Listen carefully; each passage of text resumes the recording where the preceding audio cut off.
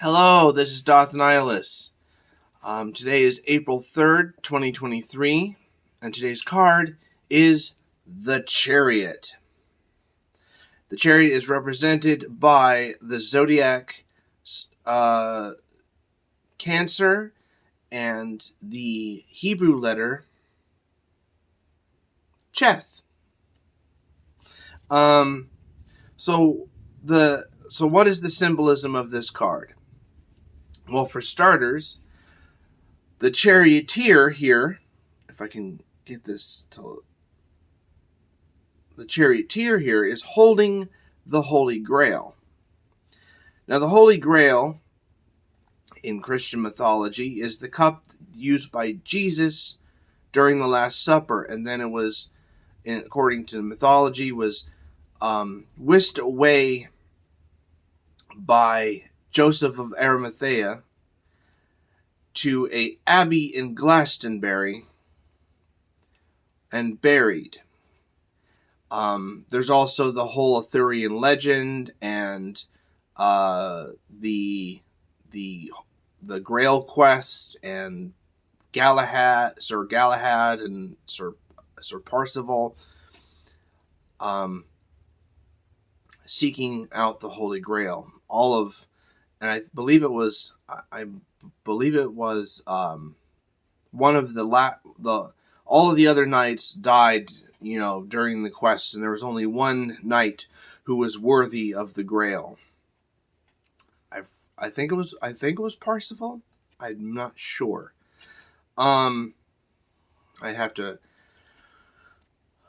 But anyways, so the Holy Grail is in Thelema, is the cup in which the adept relinquishes their selfhood, their essence, who they are, into the cup of Babylon, in order to become a babe of the abyss, in order to cross the abyss and become a master of the temple. The interesting thing is that this is achieved by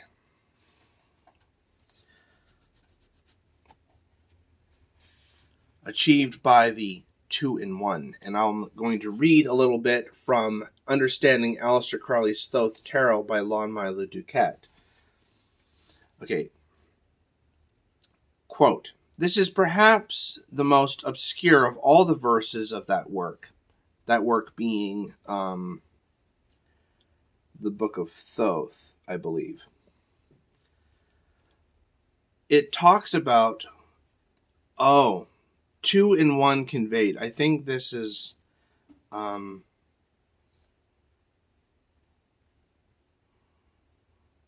think this is a different work. 2-in-1 conveyed. The Chariot, of course, conveys the charioteer, who conveys the Holy Grail. Therefore, the Holy Grail must represent or contain the 2-in-1. But what is the Holy Grail and what is the 2-in-1? Of course, I mentioned what the Holy Grail was. So let's go into the 2-in-1.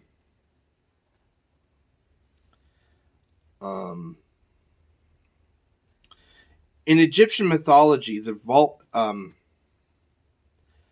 vulture, which is seen here at the very bottom of the card, vulture was sacred to Ma'at, the goddess of justice and supreme balance. The vulture was said to conceive without mating, its child immaculately conceived in a mysterious internal process that for other creatures requires contributions from both male and female. The issue of the vulture is therefore the product or child of an internal marriage of two perfectly balanced things, 2-in-1, which my personal opinion is that the 2-in-1 is balancing the two aspects of the self, is aligning your desire, aligning your conscious mind with your subconscious true will. because the true will is not, the true will isn't do whatever you want. Do what thou wilt does not do whatever you want. It is each person has a purpose, a divine purpose in this life, and the point of doing these practices, doing the yoga practices, doing the magical practices, is about aligning your conscious mind, aligning your desires with your true will, which is subconscious.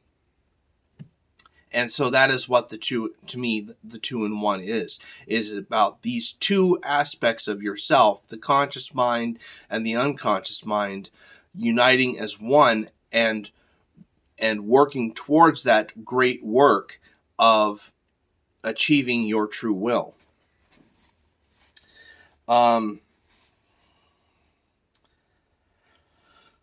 That's all fine and good, but in real life, vultures mate like every other bird. And even if they didn't, how would we humans go about emulating that magical process? For us, neither the male nor the female is a complete human unit, capable of reproduction. What is absent in the male is present in the female, and vice versa. Our creation of the two in one that results is the issue of a human baby. In the issue of a human baby is the most natural and usually the most pleasant of all cooperative endeavors. How are the principles that affect the very human sexual act reflected on a cosmic scale? What would we do with the real two in one, even if we knew how to create it?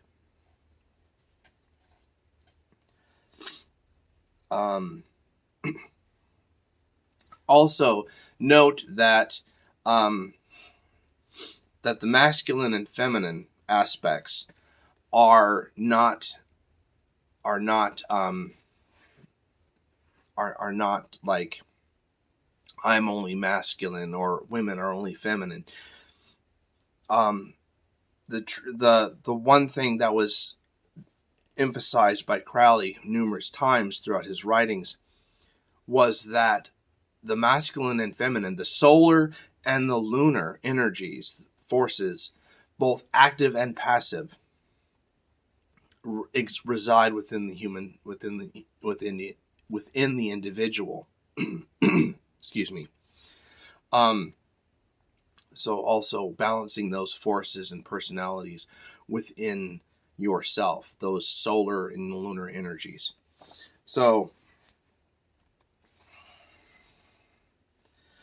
the Hebrew letter associated with the chariot is Cheth, which when spelled in full enumerates to 418, which is also the same number as Nuit, and the same number as Abrahadabra. The magical word that expresses the formula of the marriage of the microcosm, that's you, with the macrocosm, that's everything else. Or the aspirant with his or her holy guardian angel. This word, with a slight Lady Harris typo, can be seen embroidered on the canopy of the chariot. And if you look at the very top of the chariot, you will see wording.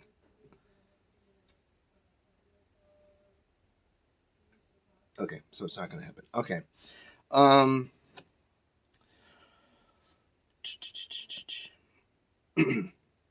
Abrahadabra is also indicative of the uniting of male and female that we see expressed in other trumps as alchemical images such as red and white lion, white and red eagle. I mentioned that earlier, obviously. The chariot represents the zodiac sign of Cancer, whose symbol is not two energies and essences are perfectly prepared, balanced, and exchanged to create the two-in-one elixir of life. And that elixir is brewed in the Holy Grail by Babylon / Nuit, because I talked about that yesterday, in Binah, the queen of our Kabbalistic fairy tale, as Duquette puts it so lovely. who then offers it to the beast, Hadit, the beast being Tomegatherion, and Chokmah, the king of our Kabbalistic fairy tale, and they drink Trinkt, Trinkt being mentioned in Rabelais' Gantua and Pantagruel,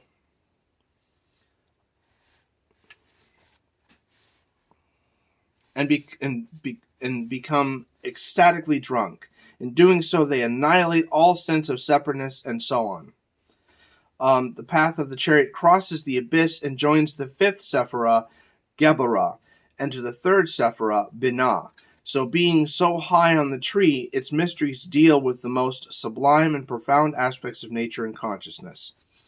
So that is the chariot. The chariot is about uniting the two in one through annihilation, pouring forth your essence into Babylon's crater cup. Anyways, with that said, let us get into Liber Cheth. This is the secret of the Holy Grail. That is the sacred vessel of Our Lady, the Scarlet Woman.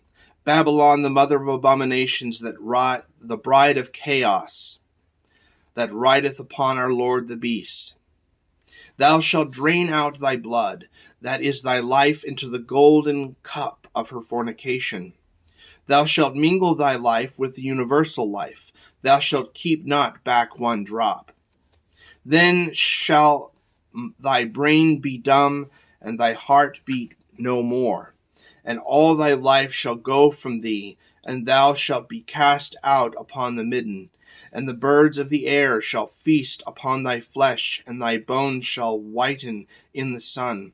Then shall the winds gather themselves together, and bear thee up, as it were a little heap of dust in a sheet that hath four corners, and they shall give it unto the guardians of the abyss.